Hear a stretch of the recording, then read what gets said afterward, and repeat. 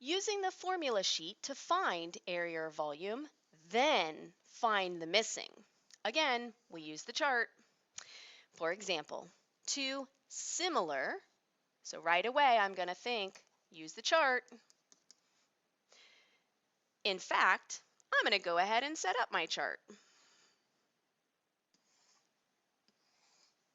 EE A squared V cubed, because I saw the word similar. Two similar cylinders are shown. There they are. The smaller one has a radius of 2 inches, as shown in the picture, and a height of 4 inches. Now that's not shown in the picture, so I'm going to label the picture. 4 for the height and 2 for the radius. The ratio of the lateral area of the small cylinder to the lateral area of the large cylinder is 32 to 50. Because these are areas, I know right away to put this ratio, 32 over 50, in my area column. Continue reading. What is the volume of the large cylinder? Round your answer to the nearest whole number. What do we always do as soon as we have a ratio? Reduce it. So if we need our calculator, we'll type 32 divided by 50 and math frac 16 over 25.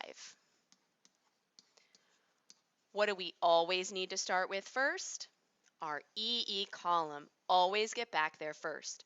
So from the 16 over 25, the square root is the inverse of squaring, and that gives us 4/5. Now let's look at what we need. What is the volume of the large cylinder? We don't know it, so we're going to call it X. Because we need the volume, we need to get to the volume column. So from 4/5 to get to the volume column, we cube it. 4 cubed makes 64, and 5 cubed makes 125. How would we do that with our calculator? 4 to the third, just like that. So back to our paper, 64 over 125 is the volume ratio. Since we need volume, let's turn this into our proportion. Because we want to know the volume of the large cylinder and the large number is on the bottom, the X will go on the bottom. We need to know the volume of the small cylinder, but they didn't give that to us. That is nowhere in this information. So we need to find the volume of the small one. Looking at our formula sheet,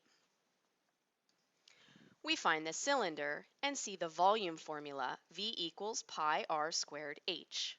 So back to our problem, we are going to write our formula, V equals pi r squared h, and use our information to find that volume.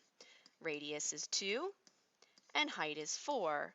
2 squared is 4, and 4 times 4 is 16, so our volume is 16 pi. We're going to leave the pi in so that we have an exact answer. Now, let's go plug this volume into our proportion where we needed it, 16 pi. Now we have a proportion, and we can cross multiply. 64 times x is 64x equals 16 pi times 125. Well, 16 times 125 is 2,000, and I'll write pi. Now we need to get the x by itself. So we divide both sides by 64. And because they said round your answer to the nearest whole number, I'm going to type all of this into my calculator. So when I go to my calculator, let's move this over so we can see what we're doing. I'm going to type 2,000 pi divided by 64. 98.1. The 1 is small enough that the nearest whole number will be 98. So x is approximately 98. And therefore, what is the volume of the large cylinder?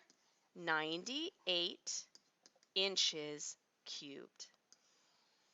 Thanks for watching.